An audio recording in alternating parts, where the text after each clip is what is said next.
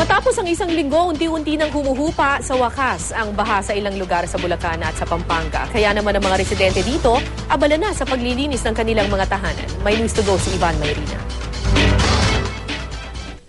Hanggang binti pang baha sa ilang bahagi ng Barangay San Vicente sa Apalit, Pampanga. Humupa na raw ito sa lagay na to. Matapos ang isang linggo ng madalas sa pagulan, nagsimula na maglinis ang mga residente. Mababa na ngayon kuya kaysa kahapon. Oo.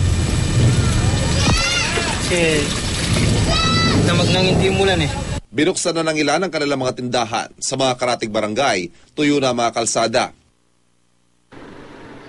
Sa Candaba naman, humuhupa na rin ang baha pero may mga lugar pa rin kung saan kailangan magbangka.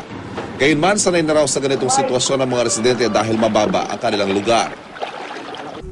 Sa Barangay Calizon at San Jose sa Kalumpit, Bulacan, nadadaanan na ng mga sasakyan ang mga kalsada dahil bumaba na rin ang tubig. Mga evacuees namin, nagsiuwi na po sa kanilang mga bahay dahil medyo bumaba na po yung tubig.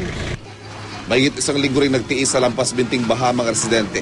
Bukod sa paglilimas ng tubig sa mga kabahayan, inihanda ng mga paaralan para sa pagbabalik eskwela ng mga estudyante matapos ang halos isang linggong suspension. Pero handa pa rin naman daw sila sakaling muling tumaas ang tubig kung sasabayan ng ulan ang high tide. Ivan Mayrina, GMA News.